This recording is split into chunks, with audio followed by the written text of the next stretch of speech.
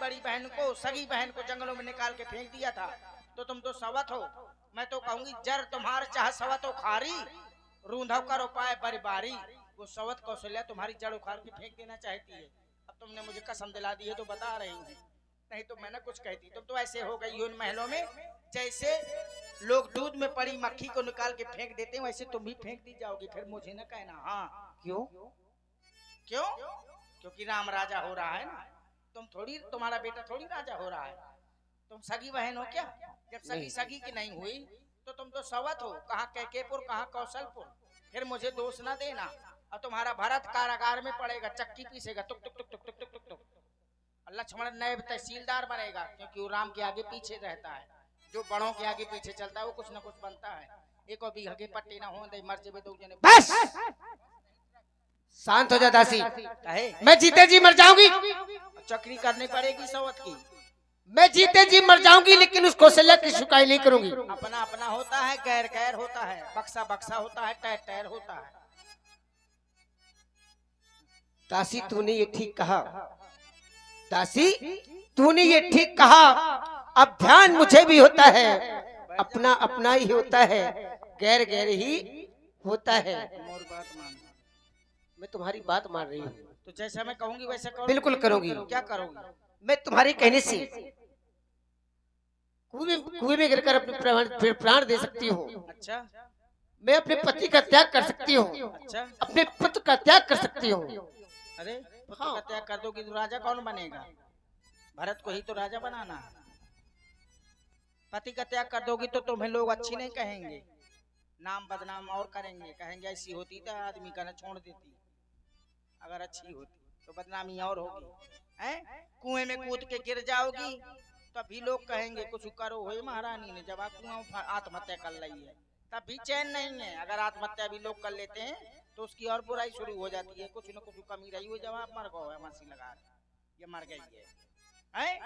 फांसी वासी नहीं लगाना, न किसी कुएं में कूदना, न किसी हैंडपंप में घुसना।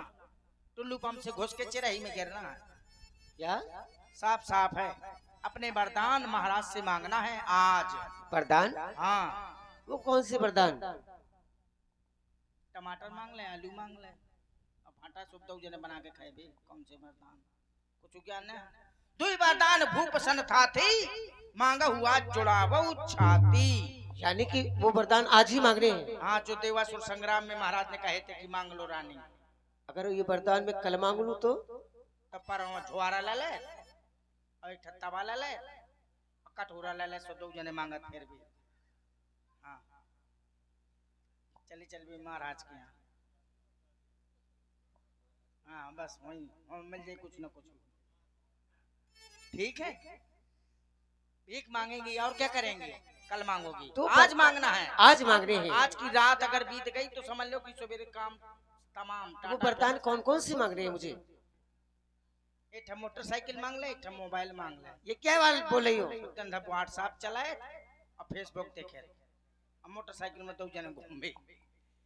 कुछ ज्ञान नहीं कि क्या मांग ले। अरे अब कुछ तो मांग ले।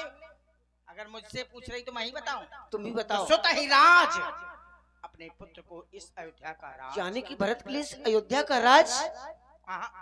वो साइकिल मांग है पंचर। इतनी भोली है, का बताऊं मैं।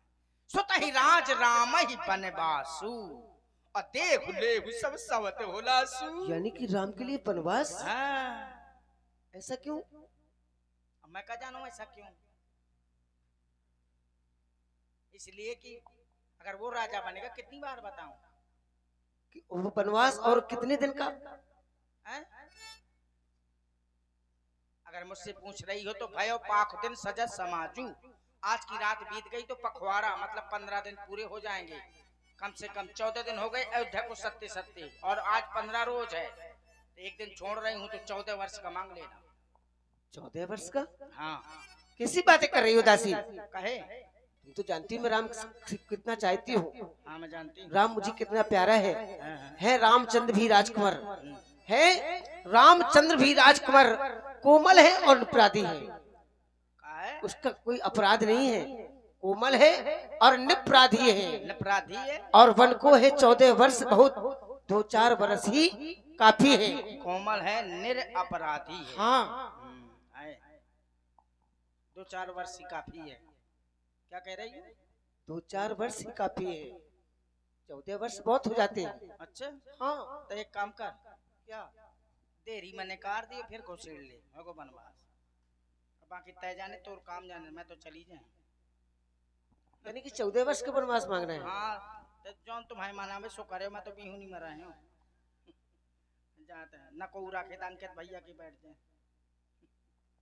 तो ये वरदान मांग ली कि मुझे करना क्या होगा? क्या करना होगा? हाँ बैंड ले लेना, 2 ठो घोड़ा ले लेना और दुल घोड़ी गली गली उचका फिरे कुछ क्या न्याय क्या करना। बोला क्या करती हो है? अरे को भवन में चली जाओ। को भवन? हाँ को भवन जाना वस्त्र होगा। उतार दो, मैले कुछ ऐसे वस्त्र धारण कर लो। अच्छा को भवन में चली जाओ। को भवन में जाना होगा। कौन टकीज में चाहिए जैसे ठीक है, को भवन में चली जाऊंगी।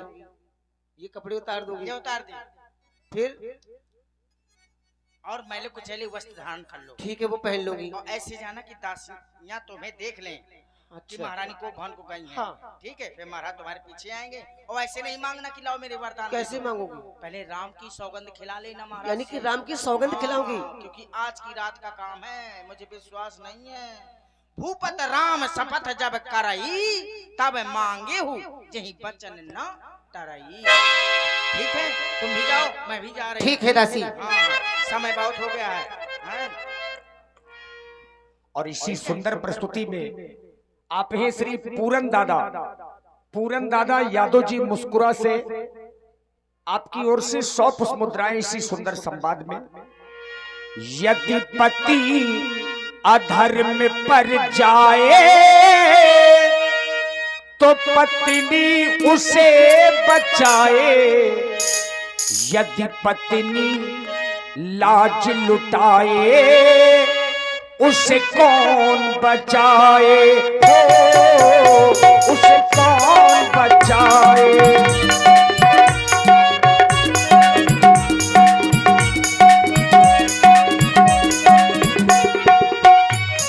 और अनुभव किया होगा, पत्नी है पति का दर्पण, जो पति पर करे समर्पण, सारे दुखों को सह के होती है पति पर अर्पण। देखा होगा कपड़े में दाग लग जाए, साबुन से धुल जाए, यदि कुल में दाग लग जाए उसे कौन बचाए, हो उसे कौन बचाए। यदि पति अधर्म पर जाए पत्नी उसे बचाए, यदि पत्नी लाज लुटाए उसे कौन बचाए, हो।